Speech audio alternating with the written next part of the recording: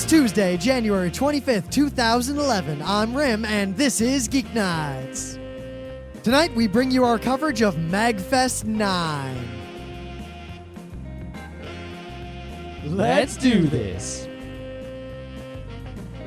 So this is a bit of a departure from our normal Geeknights schedule. We've got no things of the day. This episode might sound a little odd. We didn't use our normal studio recording techniques because we actually did the show in front of some cameras. It's nothing special. The video may or may not appear in the near future, but that will explain any audio discrepancies compared to our usual show.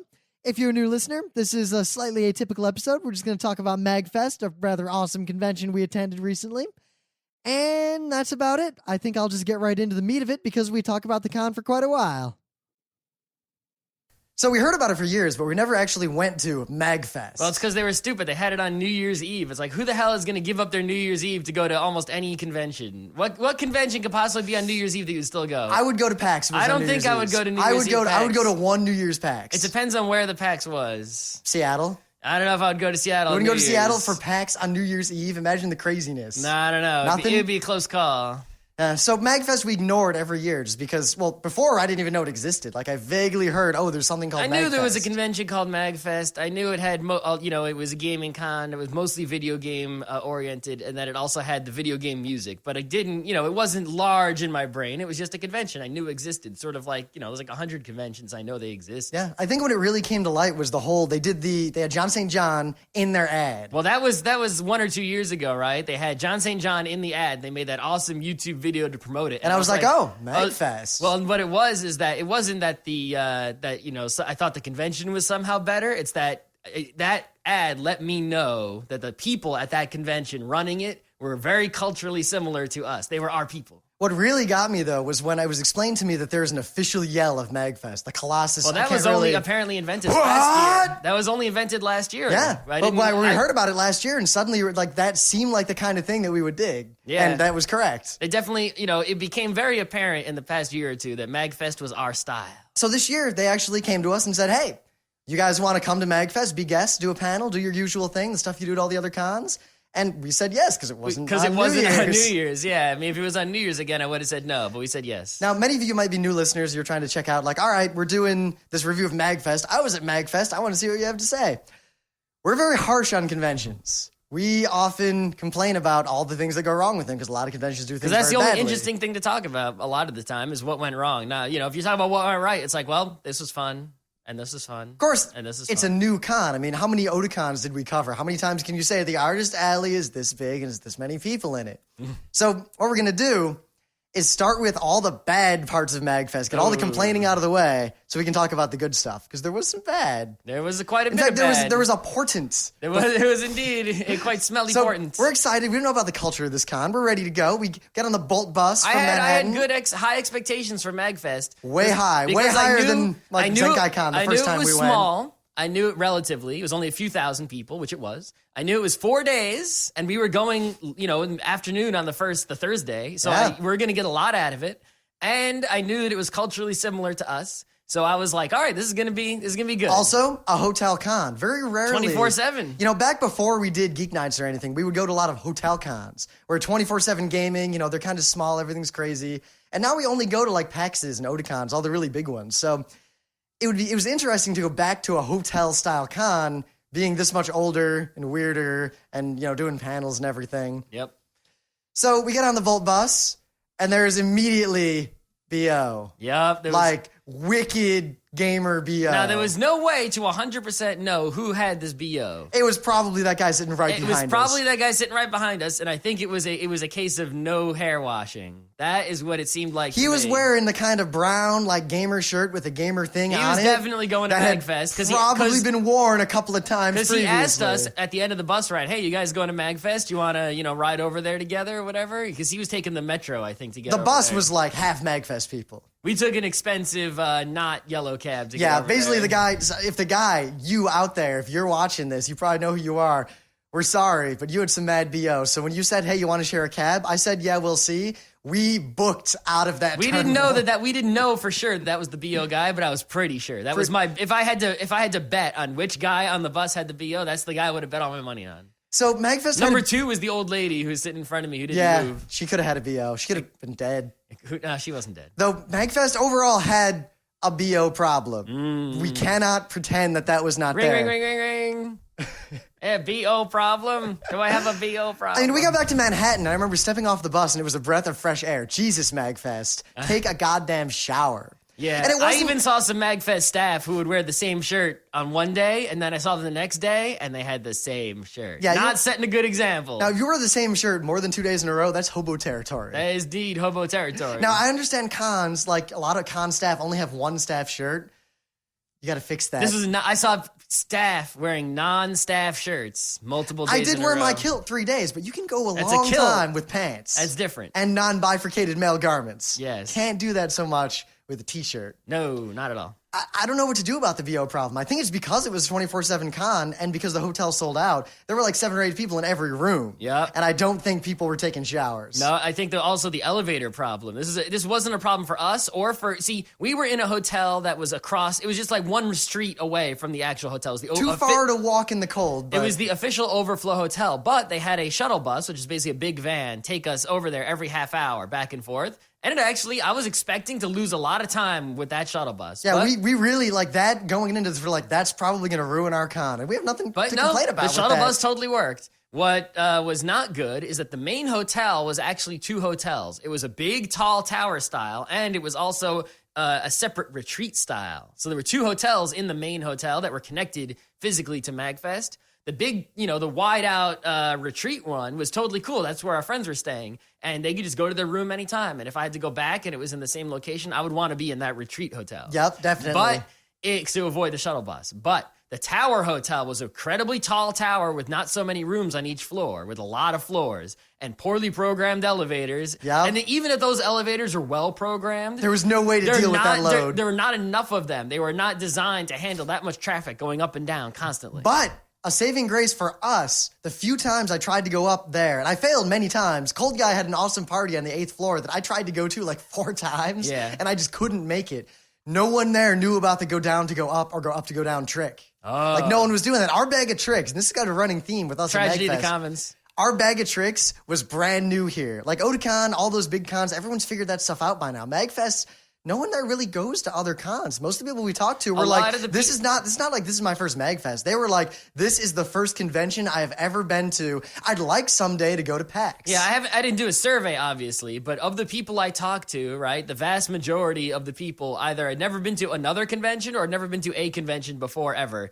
And there were a few people, obviously, who were big convention goers like us, but most of the people I talked to were not convention-type people.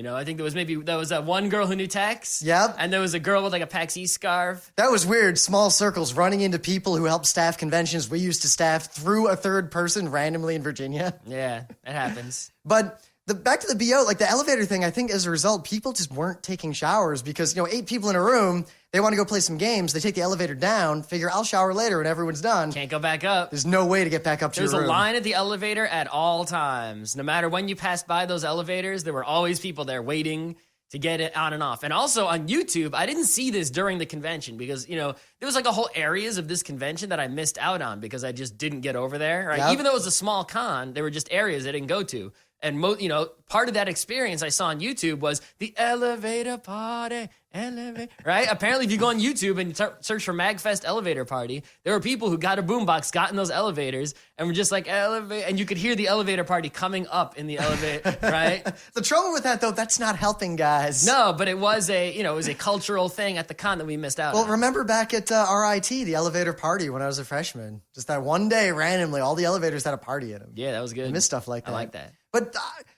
we got to do something about the BO because it's not like PAX. Like every con, there's that one guy with BO. Like he walks through the room and everyone's like, "Oh my god, that guy." Or small gaming cons, there's like the cluster of the fat Warhammer guys with their BO. And when that happens, right? If there's a Warhammer room with BO, or if there's a DDR machine with BO, just don't go near it. Yeah, or go over there once. You'll be like, "That's my DDR." And no, then you get away. Wait. You just keep your eye on it. Wait for it to clear out at a quiet moment, because a 24-hour con, it's going to be cleared out at some point. Go over there and do it while it's cleared out, and get out. And a lot of cons, like on Sunday, will have the BO because people just don't shower. They just want to travel, and you expect that. But This was like constant and everywhere, like low level, no matter where you went. No matter where you BO. went, there was a tiny bit of BO everywhere, except in a few places like the hotel restaurant. And, or outside, right? Where there was smoking by the entrance. The first time I walked outside, it was like, whoa. Like suddenly I realized that I had become accustomed to BO. Of course. And then there were obviously, every few minutes or so, if you were walking around or, there would be a person with really bad BO. There'd be a peak. Like there was a constant low level and peaks. So the average was pretty high. So it's sort of like a bad guy in a video game who leaves like smoke behind him. And there were a few of them and they were traveling around and eventually there was smoke everywhere. And since it's 4 days, forget it. And you might think we're being harsh complaining about BO at a con. No, you don't understand. This was bad. All right, so I had to wash everything. So we talked a lot about BO. Spent a lot of time on it. So there's only one other thing that went wrong with MAGFest. Big thing that went wrong. Yeah. MAGFest 9 had the worst registration I have ever seen in a decade of going to conventions. I know, we have ripped other conventions for their bad reg lines. Oh my God. We ripped Anime Boston. I had to wait in line for 2 hours. How bad was that? We ripped Otakon for not mailing the badges. Otakon still doesn't mail the badges. Those rippings were deserved rippings. However, those rippings pale in comparison to the ripping that MAGFest needs. You might think, like, Anime Boston, the year before we went, was like famous for its bad reg line. Like, it was just a disaster. Right? Even there was a Katsucon that we did not attend that apparently the badges did not show up until like Friday night or Saturday. Or even not as bad. Penguicon back in the day, the badges didn't show up until late Friday night. Penguicon wasn't a bad reg. Well, you walked up to the coat check and it took a minute and you got a badge. Once they had the badges to sell. Yeah. Thing is, they didn't check the badges until they could sell them, so they fixed it. Yeah. MAGFest had not only a badge disaster, absolute disaster. No staff did anything about it at all. They didn't even try to fix this problem whatsoever, right? Basically, what they had is they had a little booth that was the same booth they were selling the merch at. And it had maybe 3 or 4 laptops at it, to which what they would do is you would go up, they would look for you in the database because it was sold out, it was all pre-reg. Then they would find your badge with your number on it. Like 4197. Here you are. Here is your number, 4197. And they'd make you sign this waiver. I was watching their computers, and the computers are very slow. Very shitty software, whatever they were using. They were also checking every single convention attendee's ID to see how old they were and giving wristbands depending on your age. Yeah. All these factors meant about 5 minutes per person. Minimum. 5 minutes per person. And then they had a huge pile of like lanyards and stuff. You had to rip one out of there. And so 5 minutes per person times 4,000 people is... Even with only a few thousand people, right? They only had like 2 or 3 laptops there. And one of them was just for staff and guests and those sorts of people. And vendors. Right? So we waited in a very short staff vendor guest line. There were maybe 10 people in front of us in line. It took us like over an hour and a half to get through that line. It was about an hour and 45 minutes. But meanwhile, the normal registrant line was gigantic, right? And not moving much faster. It wrapped around the hotel and it took like 2 hours to move like 100 feet in that line. It was apparently the line was stacked up from when the convention opened on Thursday to when it closed on Thursday. And I didn't really see that line being non-disastrous until Friday some point. Friday, when there was a huge line in the morning, kind of slowly petered out. But it's like they didn't try to add more stations, grab more laptops. There was no sense of urgency. At Otakon, when they had a problem, I mean, while I don't like the way Otakon does their badges, when there was a reg problem, there were like 10 staffers like, all right, how do we fix this? What do we do? Let's open up more reg over there. Let's do something. Even if something that you try doesn't work and you fail, at least you tried. MAGFest didn't even seem like it was a problem. They were just like, yeah, regging. We're regging. We got 3 reg things. We're going. Yeah. It was like they didn't even think there was something wrong with that. Hello, that was disastrous. If I had to wait in that line, I might have just left and not. If I showed up on Thursday, I would have charged back my credit card. I would have charged back my credit card, just left. I wouldn't have left. I would have, because they didn't check badges anywhere except the video game room and the concerts. That's true. I would have gone to MAGFest anyway. And there were some people who were at MAGFest, quite a few of them without badges, and because they didn't go to concerts or they didn't go to the main video game console room, they didn't have a problem. They just went without a badge. I mean, I would not have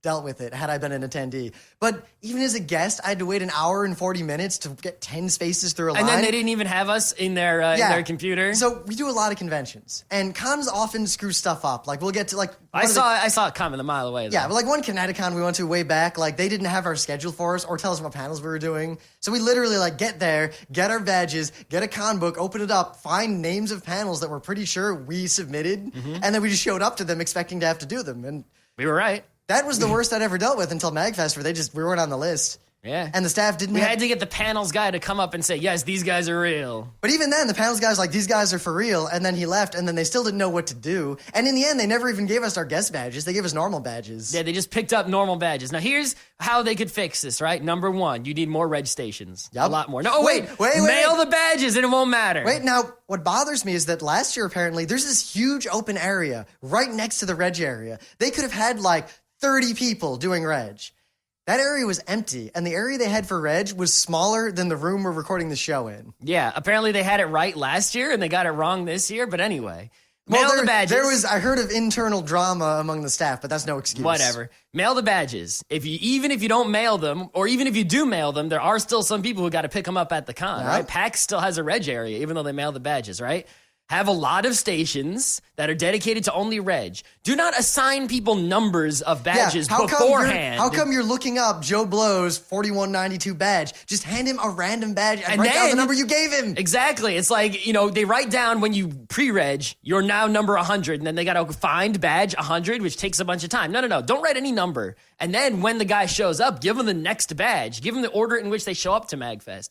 Now, they do one thing that is kind of nice. I don't know how I feel about it, right? Which is if you decide to pay more money, you can get a better badge, right? Those are real nice badges. They're really nice. You can get these big acrylic badges, and they also had these plastic ones. I saw one guy with a wood one. I don't know if he made it or if I don't know, but I think you pay more money, you get a better badge. But the better badge, what was different about it was it doesn't get you anything except the better badge. It's like, look, I paid a bunch of money to support MAGFest. Now, we're both way against like Comic-Con style. We're like, if you pay more, you skip the line. It's like pay more. You get to see Stan Lee no matter what, and you get a bunch of merch, and you get a t-shirt, and you get all this stuff.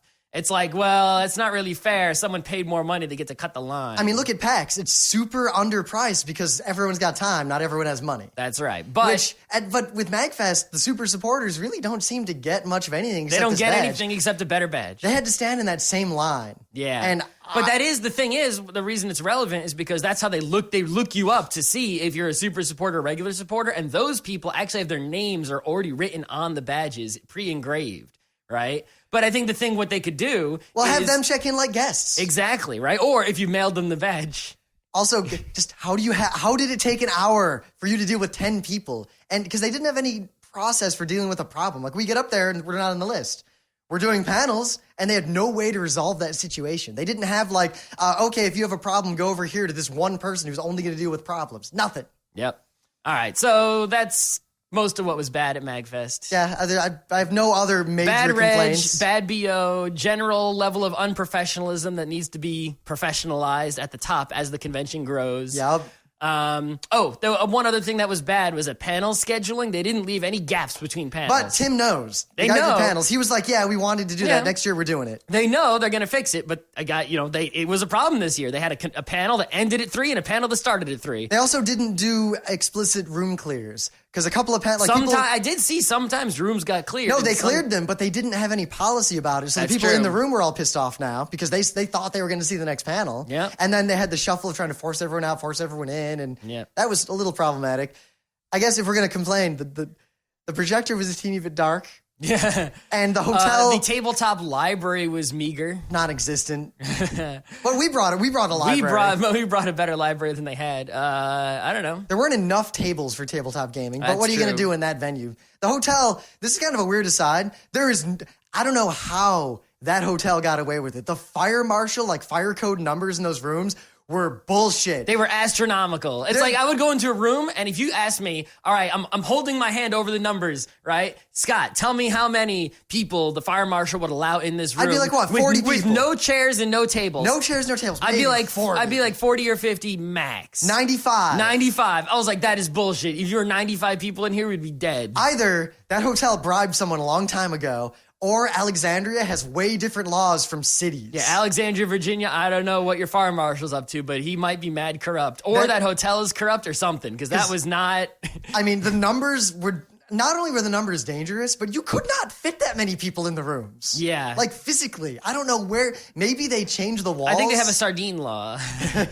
It's like if you can, close it with a little piece of metal and twist a lid on it, then it's safe. Now, it's not a complaint against MAGFest. There's nothing they could do about that other than moving venues, which they should. That venue's terrible. They absolutely should. It was not good. I mean, the concert space is itty bitty. We didn't even go to the concerts because there's no way. I can't comment on the quality of the concerts. I'm sure, everyone who went to them was like super excited about the bands they saw and whatever, so I'm sure that the music was excellent. But it was a tiny room. When I looked into that room while it was being set up, it was a very small room. It was smaller than like some rooms with panels. And they wouldn't let you bring a bag in there. So I was like, I'm not leaving my bag anywhere, so I can't go in there. So. But the reason I bring up the fire code stuff is that MAGFest is used to this because they're in Alexandria. For whatever reason, it has this weird fire marshal La La Land. Katsucon and all the other cons we've been to in DC, they don't have that luxury of just ignoring fire safety. Apparently, I heard the story. The fire marshal was there on Thursday or Friday, and Thursday. It was weird that we never saw around. him, though. I mean, Connecticut even. I see the fire marshal every day, like poking his head in every single room and counting numbers. Yeah, so. New York City, same way. Katsucon, Virginia. I don't know. Alexandria. I don't know. I hope MAGFest never burns down. Yeah, that'd be very bad. So all that aside, MAGFest was super crazy awesome. Well, it was super crazy awesome. All right, so it was pretty good. It was the most fun I've had at a non-PAX convention in a long time. Right, but were those funds that you had, how much of those funds were MAGFest's fault or your own fault? Well, right? Because if you can't attribute it to MAGFest, if it's something that you could have done, say, just if you got a hotel room on your own. The trouble with that, though, is that some of the things I could do on my own, but what MAGFest provided was not the con or anything the con did, but the fact that a bunch of like-minded people all showed up in the same place. Yeah. Had there been no con and all the same people showed up, then yeah, I could have done almost all these things. Yeah. But MAGFest and PAX are kind of polar opposites of the kind of cons we like. PAX is definitely if you go to this con, there is stuff to do that the con is giving you things like these epic stadium concerts and this giant tabletop library. MAGFest is not that kind of con. MAGFest is a room party, hang out with your friends, meet new people con. If you're not going to a concert or playing in the arcade, right, or going to a panel, you really don't need a badge. Pretty much everything else. Well, not only do you not need a badge, but you're not going to be able to, the con has nothing else to offer you except to make your own fun. There are nerds here at the same time as you make your own fun. Have a room party, get your own gaming going on in tabletop, do something on your own with these people to have fun. I mean, people stopped to watch the football game, right? Because we were very close to Baltimore. So all the Ravens fans lined up for the game in which they lost. How many people would have walked out of PAX to go to bars and watch a football game? If it was a Seahawks playoffs game, they would have. Even then, if it's an important game, how many people would leave PAX for that versus people who were just chilling in MAGFest? Well, the difference was if PAX was a hotel con and the game was on in the hotel lobby in PAX, and you could have watched it with all these PAX people. While you're playing games and drinking. Right. Because we spent most of our con in either tabletop or in the lobby of the hotel. Playing Jungle Speed mostly, but also many other tabletop games. And because it was a 4-day con, we actually had a lot of time to play tabletop RPGs. We played a surprising number of, we played a whole free market, but... So the con is laid out. We don't really do this about other cons we go to because everyone knows how they're all laid out. If you've been listening to Geeknights or going to these cons, not a lot of you have been to MAGFest. It's kind of small. People aren't flying from Seattle, so I think it's worth it to talk about the layout. There's not much there. They had an artist alley vending area that was sort of mixed with the arcade. Everything was sort of, the area where all the, the vendors and the games and all that stuff was all sort of squished into one space. Sort of, with some doors in between, right? Yep. So they had a panel area, like this long hallway, and at the end were 3 tiny little panel rooms. Tiny, itty bitty. But also the jam space, the MAGFest famous jam space was down there, which was sort of annoying because you could hear it in the adjacent panel rooms. It was a little annoying, but it was also kind of this background groove. Well, it was like, okay, they put it over there because they wanted to keep it out of the way of everything else, which is what you should do because the jam space makes a lot of noise. No, what they should have done, remember, in the hotel, right next to MAGFest was this gigantic open bar area that they probably could have rented out or used that they didn't. Yeah, that was in the that retreat should have been jam area. Space. They should have put it in the retreat area, but I guess they just didn't. In fact, had they had all the bands doing their jam space there and then paid the hotel to open that bar, That would have been a rockin' room. They could have made some awesome down Apparently, in that room. there were multiple parties that started in that room. Like, suddenly there'd be a party in that room, and the hotel kept shutting them down. I think part of the problem, though, is that room is so close to hotel rooms that it would disturb hotel guests. However, this hotel, for the venue that it was, if MAGFest were going to stay in this venue, they would have to get a contract with the hotel that basically literally rents out the entire hotel. Yeah. There were non-MAGFest people, yet MAGFest sold out. And anyone who was not in MAGFest in that hotel was fucked. Fuck? Okay. Like, badly. I can't imagine them having enjoyed themselves or whatever they were trying to do. But anyway, yeah, so the vending area, it had a mix. It was just a bunch of tables all cramped up. A surprising number, though, were selling retro game stuff. Yeah, they were doing the hard sell. One guy was like, check this out, Gold Zelda, $10, come on, man. And I was you like... know you want it? I was like... it was kind of weird because on the one hand, it was fun to walk around and look at all the stuff. But I wasn't buying any of it. Nah. But if you were a collector of that sort of thing or an aspiring collector, then this was like the place for you because there was never, I don't think there's any place else in the US that's going to have that sort of collection of, retro game stuff all in the same place for sale. They were selling, like, there was a dude who had a Lynx in an unopened, still shrink-wrapped box. There's all sorts of crazy stuff like that. If you could think of it, if it wasn't ultra rare, ultra rare, it was there. What was cool, though, is that it was also kind of an artist alley, and there were people selling the kind of stuff you see at, like, an AnimeCon artist alley. Mm-hmm. And they were really good. I think the best guy was the one who had the, like, oil pixel paintings. Yeah, that guy was the best. We met him, awesome. We met him on the final day, Sunday, when we were just about to leave. He was a cool guy. What's weird is he was not the only one. There were a couple of these people that we talked to, and obviously not a representative sample, but enough to where I wonder, this is anecdotal, they never really went to other cons, and we were like, man, if you went to an anime con, and we explained, like, yeah, Otakon is an order of magnitude bigger than this. Yeah. The Artist Alley is bigger than all of MAGFest. And Multiple orders of magnitude And bigger. your stuff is better than most of what we've seen there. You could make money. You could make money, yes. And he's like, tell me more about these anime cons. Yeah, I don't know how much money you would make at the MAGFest, but whatever. Yeah, but there was stuff there. I didn't buy anything, but I walked around. Either. There was a trouble that the alleys, like the alley itself, it was like this narrow. You basically couldn't walk through it. But you could walk through it very slowly. But it was never extremely crowded. It was never like it wasn't like a Otakon dealer's room where people are packed in because they really want some shit, right? It was very It was cramped in space-wise, but not so many people in that area. It was a chill hangout. Like, some of the guests were hanging out there. James Rolfe, who we never actually talked to, was one person out. We really wanted to see at the con we never saw. Oh, well. Well, because we were going to go to his panel, and I think we ordered Chinese food instead. Yeah. That happened a lot, ordering food. But actually, food delivery worked really well, unlike Kineticon. We got some slightly average, okay Chinese food one night. We got some okay pizza one night. Yeah, it was good. It was okay. Yeah, so right next to the dealer vending area was, pretty much the core of MAGFest, which is the arcade and also the console gaming room. So it's very rare that we will say this. PAX could learn a lot from how MAGFest got their arcade set up. That's for sure. PAX has money and yet had the tiniest little arcade. Katsucon... Well, I mean, the arcade, but the PAX free play console room was a little different, right? Because the way the PAX free play console is they have all these consoles, and you pick the game you want, right? Whereas the MAGFest console was more the style of, Otakon, where it's like, these are the games that are set up, just go play. I think there should be a mix. I think I like the idea of having, I check out Kaboom and I go play it with my friends, but also the common games, like, a bunch of people are going to want to play GameCube Smash Brothers. Have a whole area dedicated to that in the corner. Yep, and just have a whole bunch of chairs lined up with the right controllers, and people just loser walks, keep going. It was more that I don't think the logistics of the game room were better than PAX's game rooms or Otakon's game rooms or anything. Nope, not at all. The culture was better. Yeah, I mean, there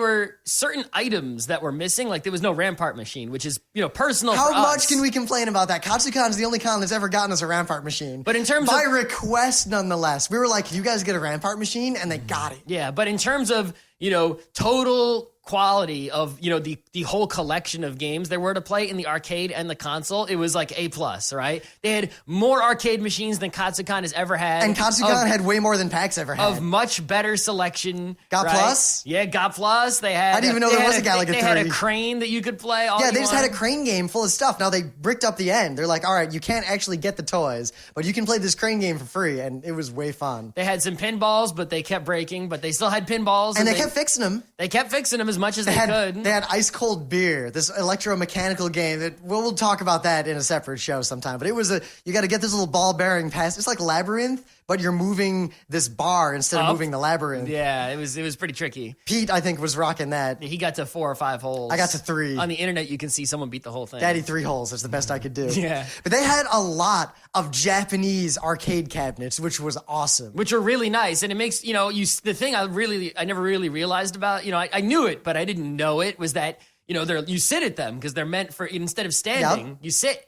And it was just so comfortable because they were exactly the right height. I guess they're supposed to be the right height for Japanese people who are small, but we're not that much bigger. Yeah, it was the right height for me. And sitting at them was just so comfortable. Like we played the Tetris one, and the sticks and buttons on them were so nice. Japanese arcade cabinets, because I haven't had a lot of experience with them, are way just higher quality than anything I've ever seen in America. It really makes me wonder, though, because the sticks and buttons on them were so nice. But supposedly the Street Fighter sticks we have are the same buttons and sticks, but it's not quite the same. But I think those are worn in. Yeah. So I gotta wear in my stick to make it nice like those. Just sit there and play, I don't know, Root Beer Tapper for an hour. I gotta play something. But Pac-Man. We were playing some SNK, Capcom, all those kinds of games that I normally would never bother with at a convention. And yet playing it on the Japanese arcade cabinet, I actually really like those games now. Yeah, those are good. I gave those games a short shrift, and I'm now undoing. We played some shmup. That had like you had ridiculous. Oh, you think Raiden? It was bullet hell, but you could also deliver bullet hell. It was like Raiden, except you have 10 times as many bullets, and they're 10 times bigger.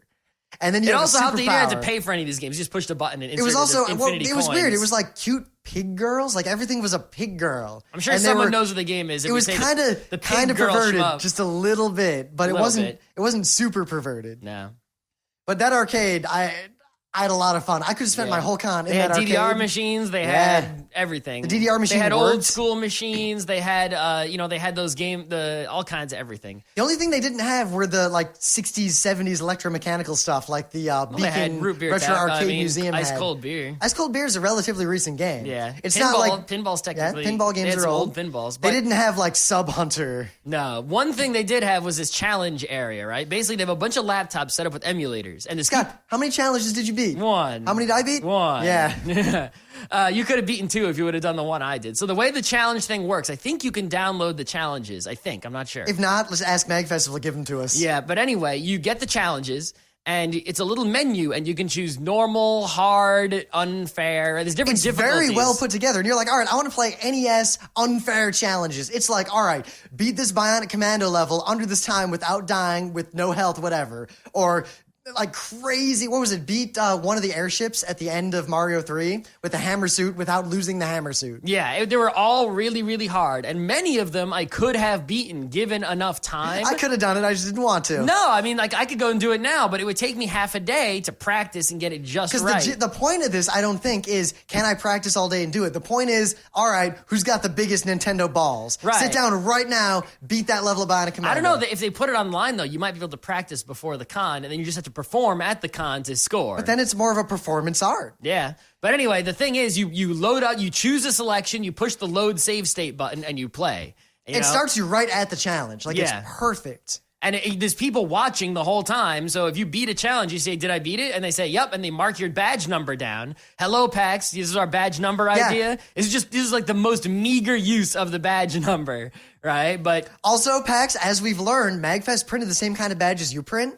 And they had individual serial numbers on each one. Yep. It can't be that expensive. Barcode won't cost any more than that because, it's like, hey. We got to do it. Yeah. Anyway, so they wrote down your badge number, and if you won enough challenges, then you would get prizes. And, there's a whole chart showing what you could get. Like, if you beat 3 NES challenges, you get the NES badge. Yeah, because you're going to beat 3 of those challenges. Anyway, the challenge that I beat the Capture Carmen San Diego. They start you in the final. It took you 2 tries. No, it didn't.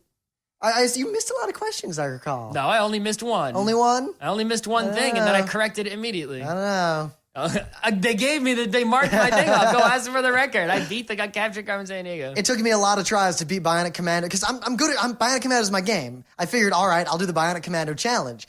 Scott did do the Mega Man challenge. The Mega Man 2 challenges, it was like, okay, beat the big tank with bubble only. And I got it halfway. And I was like, man, if I sat here for 2 more hours, I could have this. The worst, I'm not going to waste 2 hours of my convention. It was beat Heatman's level without dying, with no power-ups, Including Heat Man. With no alternate weapon. See, not only you had to do, basically what it comes down to is you have to do all the jumps in the middle without using the 2 rocket. I think I could have done that. I could have done that with enough tries, but then on the same try, because you can't die, right? On that same try, you also have to beat Heat Man, which means you have to make the jumps, don't lose any of your health, or lose barely any health. And beat Heat Man. Without a weapon. With a P. I can't beat hardly any Robot Masters with the P. I can beat like 2 or 3 Robot Masters with the P, but still. I can beat Quick Man with the P. I can beat Quick Man, Airman, Flash Man, or Quick Man, Airman, Flash, and Metal Man. I could beat any of those 4 with just the P. You gotta beat Metal Man, because you gotta beat Metal Man first. You don't have to. You should. It's actually Airman is considered the first. Whatever. Metal Man is advanced first. Anyway, but yeah, I could beat any of those with just the P, probably without dying in a reasonable amount of time. But Heat Man, that would have taken quite a few tries. So the one I beat was I sat there and I tried to beat the dark level in Bionic Commando, not just with no weapons or anything, without dying, but without any leveling up. I cheated. I sat there and leveled up in the level. Yeah. There was actually one that I almost kind of did, which is the Kirby one, which was Kirby's Adventure, beat the mini boss with the ball. Yeah, that was sad. You finally beat the boss. They're like, all right, now beat the level. Yeah, it's like you have to beat it's the mini boss level where you fight all the mini bosses. And I was like, I beat one of the mini bosses with the ball, but you have to beat all the mini bosses with the ball, and you have to have the ball at the end. But what the gist of this is that it was an awesome thing, and other cons should take this model. I mean, PAX and a lot of cons have here's the tournament. At Katsucon, we ran like Rampart tournaments just out of nowhere. They just had this kind of constantly going, super hardcore, super old school skill-based tournament. Yeah. 24/7. Skill-based is the important part of that. That was kind of the culture of MAGFest. MAGFest is really a more skill-based con. Like, the Omegathon is very much random until the end to a large degree. Even at the end. And the gaming culture, people they play games, but they're not really playing to win. MAGFest, everyone's sitting down and playing to win the goddamn game. That's right. It was mostly concentrating on skill games and hard games, right? Fighting games. There were a lot of fighting games. You know, they had the console FPSs, which are games of low skill, but they're games of skill. It's a separate discussion for another time. They had old school, Donkey Kong and all these things. Anyway, so video games at MAGFest is very important and very good. Very, very good. So, except for the BO. The only things our con was basically tabletop. We spent almost the entire con, short of running all the panels we did, sitting in tabletop, playing games with our friends and with strangers. Mm-hmm. A lot of Jungle Speed. We played Jungle Speed the most. I think the reason we played it the most is because, we got people hooked on it, right? Mostly our friends were hooked on it because they'd never played it before. And I had the brand new expansion, which really amped up the difficulty and awesomeness. It's an asshole. Right? And then on top of that, it's a game that you could just play. You just whip it out and play it very quickly. Unlike, say, Agricola, which I brought, we didn't play it because Agricola has a bunch of setup time and rules teaching. Whereas Jungle Speed, we could just all right, we just play it. It's easy to start. It's easy to go. Yep. I'm sad we only played Modern Art once towards the end of the convention. I feel like if we would have played it early, we would have played it again. It's a good game, but we ran that big Bonanza game that was really rocking. That was a really good Bonanza game. Bonanza is such a good whip out at a con game because there's this weird. We praise the culture of MAGFest so much, but again, as I keep saying, our bag of tricks was brand new at this con. People didn't have the German-style board games rocking. They didn't have any stuff ready to go. There wasn't a culture of people are playing a game. Hey, I'll join you. Mm-hmm. So we'd ask people we need one more. Hey, you want to play Jungle Speed? People were afraid. It was weird. We were playing Bananagrams at one point, and there was a girl sitting there. I was like, "You want to play?" She's like, "No, no, no." I'm like, "Why not?" She was like, "No, I can't play." I was like, "What, is the banana gonna bite you?" It's like Scott might bite you, but not the banana. It's like, what are you afraid of? You're just gonna play Bananagrams, and even if you just sit there and go, or we ran a bunch of Action Castles because people never heard of it there. They never heard of anything here, but we'll get to that. So after our panel, we did the kind of thing we do at PAX, hey, we got the room for another hour. Who wants to play a game? And at PAX, 1,000 people will be like, yeah, let's go. Here, everybody got the fuck out of that room. Except for 5 awesome people. Yeah, people were like, game, I don't know. And they made their way out of the room as quick as they could. They didn't want anything to do with this game. Yeah. And then the 5 people who remain loved it. And we're like, was it awesome? They're like, yeah. Was everyone who left this room stupid? They're like, yeah, I don't know why they left. They're stupid. But yeah, apparently the people, even though they were culturally with us, they weren't, let's play a game. Because we were a foreign culture. We were a little different. So we're like, hey, we're going to run a role-playing game. You want to play? And everyone else who was doing that at the con had already arranged ahead of time, like, we're going to play this Gamma World game at this time in this hotel room. Yeah. Cold Guy had some rockin' tabletop going, but it was up in his private room party. Really? Well, public room party. Apparently, that was a lot of people were saying that was like the big, fun, tabletopping, role-playing room party. We just couldn't get up there because the elevators. Whatever. And I don't know, a total random aside, because Cold Guy, he gave us at the con an Atari 2600 that was modded to have S-Video out. Yeah. It's sitting right there. We've been playing this thing pretty much nonstop since we got back. Yeah, it's great to have an Atari that actually works. On a 52-inch real TV. Modern television. It's like, whoa, you don't have to use any adapters and cables or anything weird. You just pop in a game, you turn it on, it works every time, no blowing, The Kaboom guy's like that big. Yeah, Outlaw is the best. Oh my God. But I came to your room the last time on Saturday night. It was like 2:30 in the morning, and I knocked on the room party door. I'm pretty sure you were asleep, and I woke you guys up, so right. I'm sorry. But anyway, we did some panels at MAGFest. We were on 2 panels that were intellectual panels. It was actually, we call everything we do a panel, but most of what we do is actually a lecture. These are actual panels. A presentation. We did 2 panels that were actually panels, and I was apprehensive going in because I was like, all right, these people, based on their emails, seem smart. But we don't know them. And we don't know their personalities, and we don't know their public speaking skills. So is this really going to work out?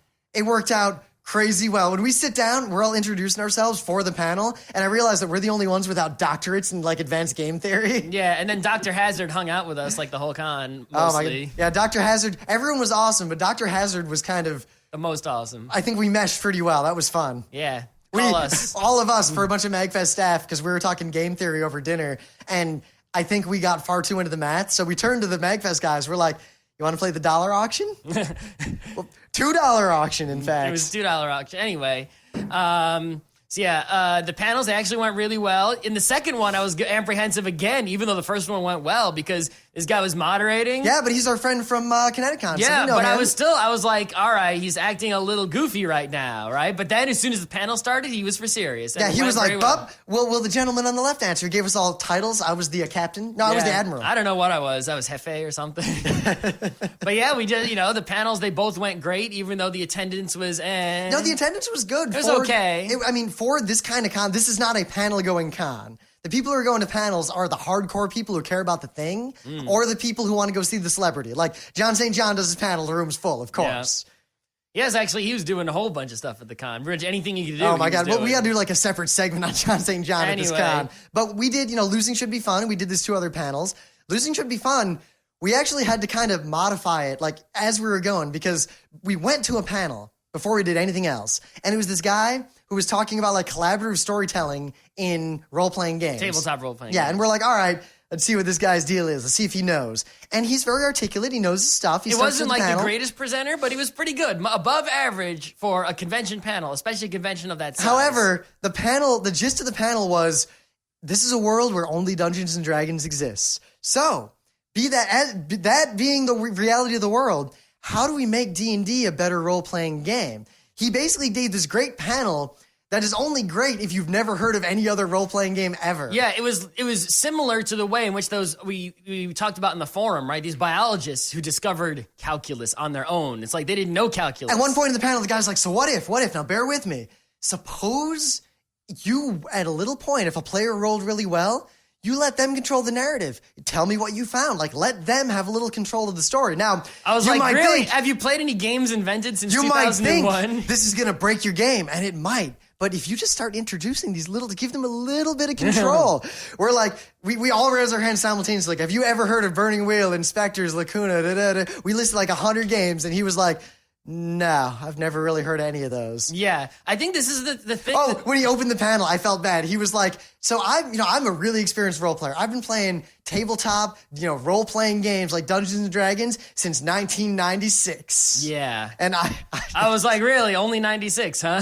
But yeah, it's like, imagine if there was some guy, he came in to talk about board games, and everyone in the world, the only board game anyone played in the whole world was Monopoly. Nobody, like 99% of people only play Monopoly, and very, very few people have ever even heard of any other board game but Monopoly. This speaks to the culture of MAGFest. The word board game is synonymous with with the word Monopoly. The culture of MAGFest is really rocking in many ways. Like, it really jived with us, but it was also very insular. Like, it's this separate little thing. Like, a lot of the people there either only go to MAGFest and never any other cons, or have, like, this is the first con they've ever been to, or there are people who go to all the DC area cons. Like, they go to KatsuCon and MAGFest and all these things. Yep.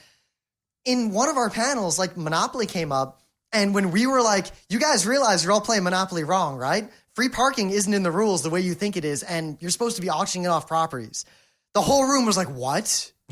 One guy argued, he's like, no, it's in the rules. One guy was like from the UK, and he was like, I'm not going to do the accent, but he's like, everyone. Tip everybody. No. He's like, everybody in the UK. He's like, that's not the rules. Everyone in the UK plays with the money on free parking. I'm like, yeah, everyone does. Everyone's not following the rules. One guy in the audience had his iPhone. He's like, and his friend's like, they're right. It's not there. Yeah, of course it's not there. What do you think this is? So we did Losing Should Be Fun, but we actually we went really short on some of the things we normally talk about in Losing Should Be Fun as an excuse to talk about all the indie RPGs that no one at this con had ever heard of. Mm-hmm. We were like, oh my God, in Burning Wheel, if you lose, it's actually kind of awesome. We talked about Dread. People lost it. People always lose it when they hear about Dread, even at the smart PAX. Cons, yeah. Yeah, but they're starting to, people know about it now.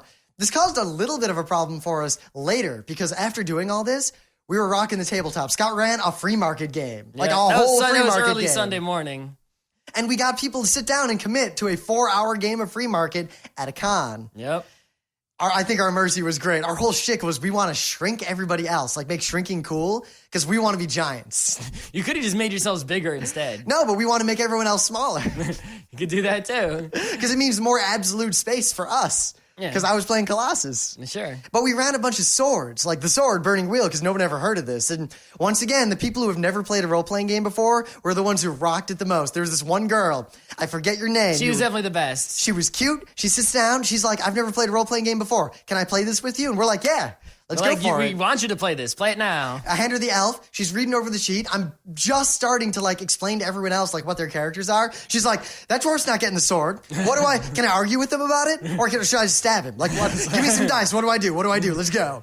She was very awesome. She died weeping bitterly and alone after failing to tend the dwarves' mortal wounds. But meanwhile, there were some D&D guys who they had played D&D at least once before, right? And they were just like, all right, we'll go to the Elven land and then we'll go to the Dwarven land. What is with you people always being like, we're gonna compromise, we're gonna be nice and I'm trying chill. to egg him on. It's like, come on, are you really gonna let him get away with that? It's like, that's the sword, you need it. One guy rage quit. Well, he didn't rage quit. He basically halfway through the sword, he wussed quit. He was like, you know what? The whole time he's like, yeah, the elves can have the sword. I don't care. It's a new category of quitting. I think it's like, I don't know, fade quit. Yeah, and then he just got quieter and quieter. And then at one point he was like, yeah, I'm really not going to play this anymore. And he's got up and walked away. Yeah, it didn't work. So we were like, the dwarf just kind of has an epileptic fit and chokes to death. I was like, the dwarf wanders off into the darkness. You hear him choking to death in the corner.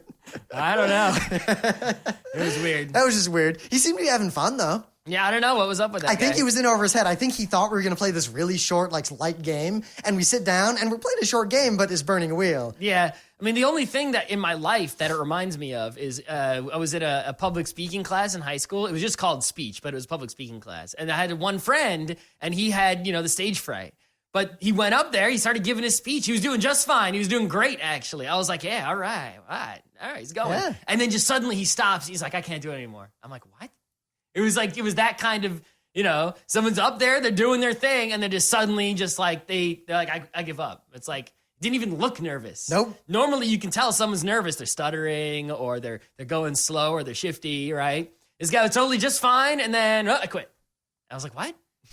But anyway. I mean, the swords we ran. We can't have time, obviously, to talk about every sword we ran, but they were all pretty damn epic. And Pete was running Danger Patrol. Yep. People are really digging the Danger Patrol. Everyone digs Danger Patrol. But as a result of the panel and talking about it, at the end of the night, even when I was like, my throat's gone, my voice is dead, like, I gotta go to bed, guys. And all these kids come up, they're like, we heard about this game that you guys were running. Can we play?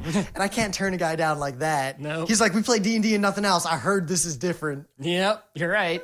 Those kids, that was the blackest dwarf I've ever seen. He walked in like Shaft killed everybody. All right. Anyway, what else went down at MAGFest? I mean, our con was pretty much doing our panels, playing tabletop, and playing video games. We didn't do a lot else. I do want to point out, though, that at MAGFest, right, we kept score. We did. We had the League of Hero Legends. Right. Anytime somebody won a game at MAGFest, any competitive game, right, or any challenge we set up, like, all right, high score on this right now, let's go. Right? They got a point. And the final score is Tim got 1 point. That's Tim McNeil, the head of panels. Yep. George got a point. Yep. Pete got 5 points. Well, because Pete was rocking the ice cold beer. Right. He was also rocking the ice cold beer. Right. Wyatt got 1 point. Rim got 13 points. Not bad. But Scott got 15 points. However. What do you mean, however? I beat you by 2 points. You did beat me by 2 points. That's legit. What are you going to arguing that. come up with? The only thing I'm going to point out, this is true information about one of the challenges. Scott and I had a game of DDR.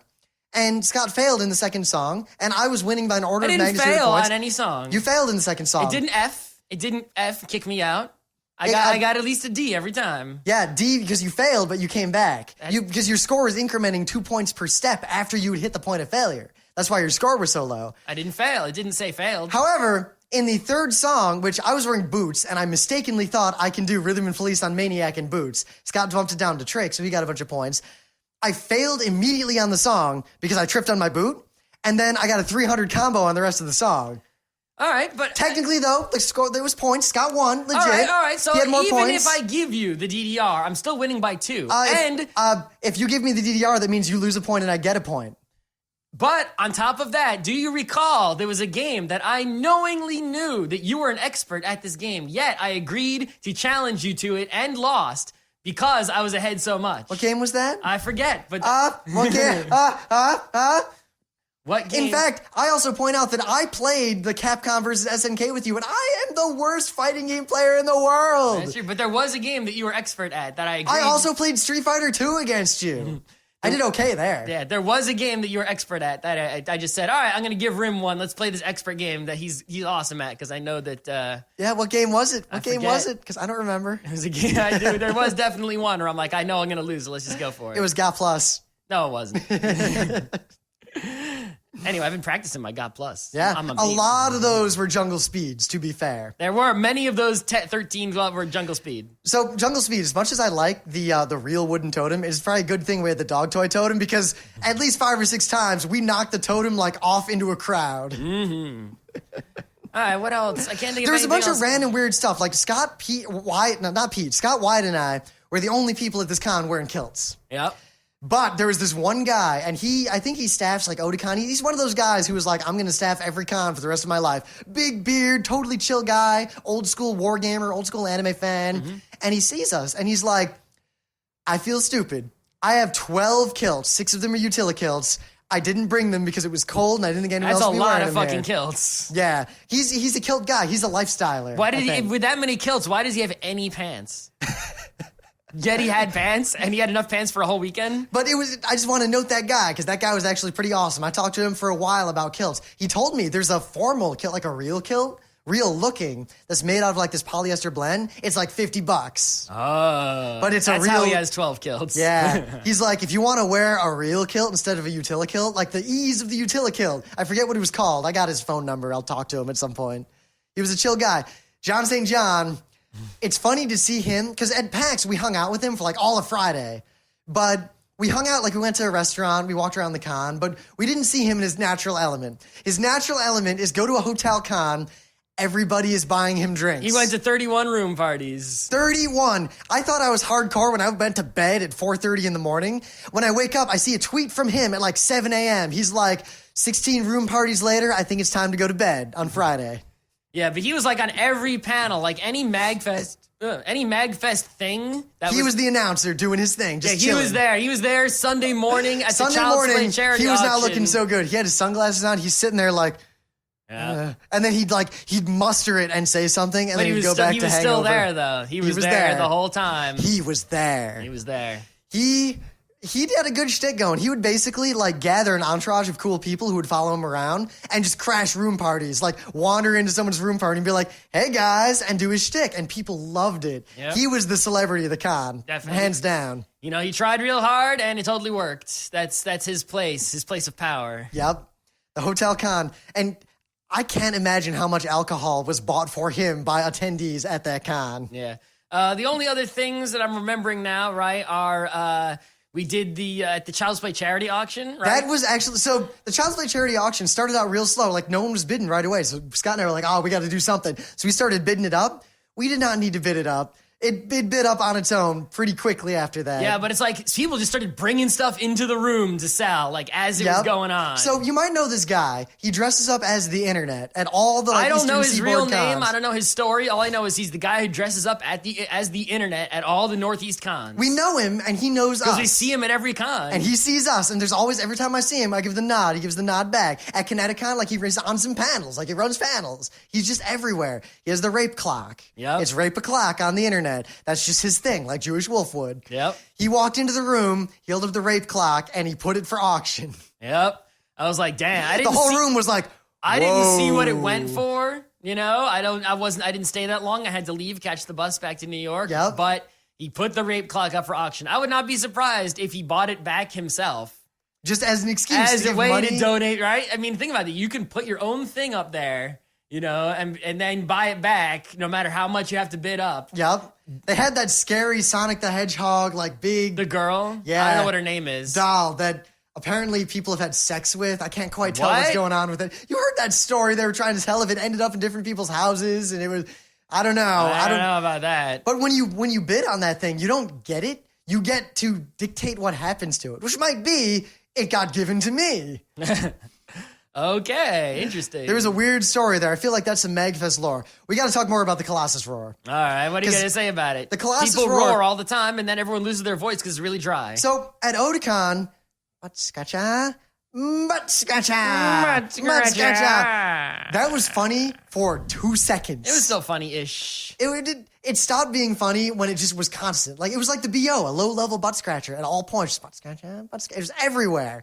The Colossus Roar has a lot more culture behind it. Like, it has more meaning. Like, when someone does it, they do it for a reason. They're like, I just won this game. All the Baltimore fans were using it anytime they had a good play. We were all eating dinner. Us and like a bunch of MAGFest staff and Dr. Hazard were hanging out in the private room of the restaurant. And outside, we'd hear like suddenly, "Wah, rah, rah," and we look on Twitter and like, yeah, touchdown.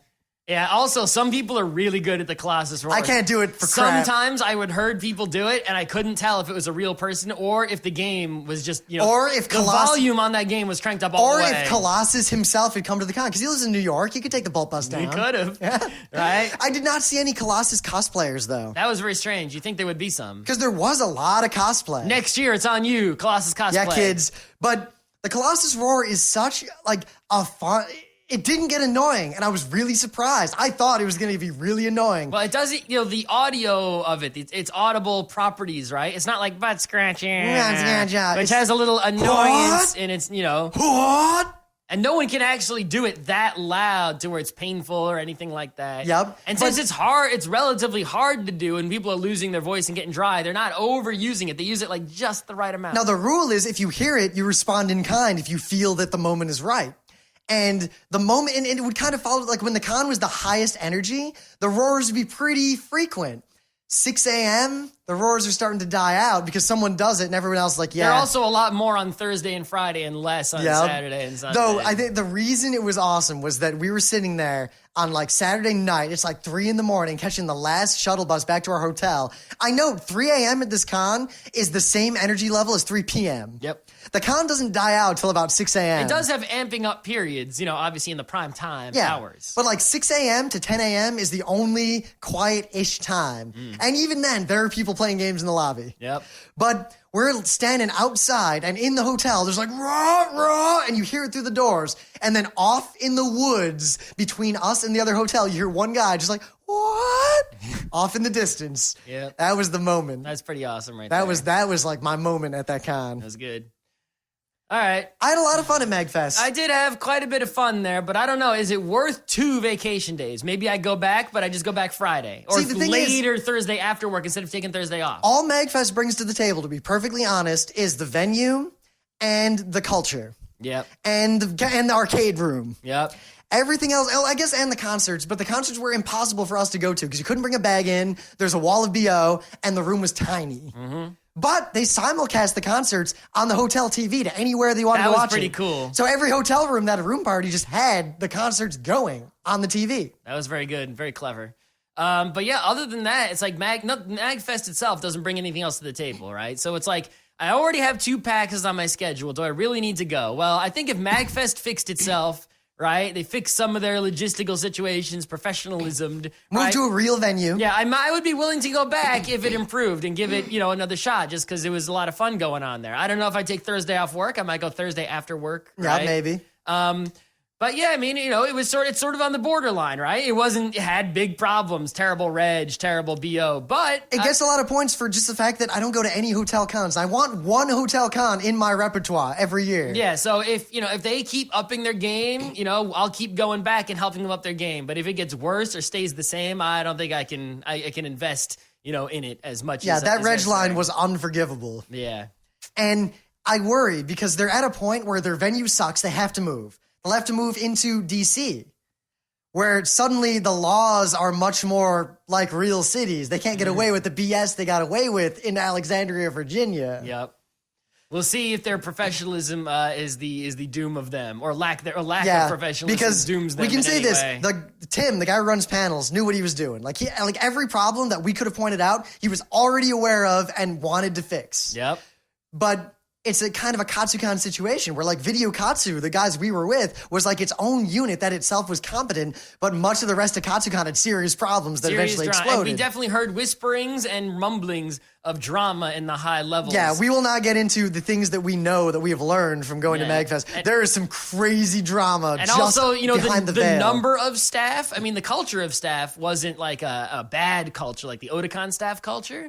But it wasn't a culture of professionalism. It's like they had the right attitude about gaming and all that stuff, but they didn't they weren't on top of their game in terms of, let's work really hard to make everything the best. It was more like, oh man, they're really good at making a funny commercial, but they're not really good at managing a line. But they had a lot of good staff who were new, old Katsukan staff after the explosion.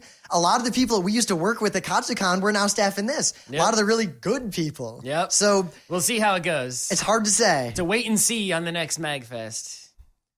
What?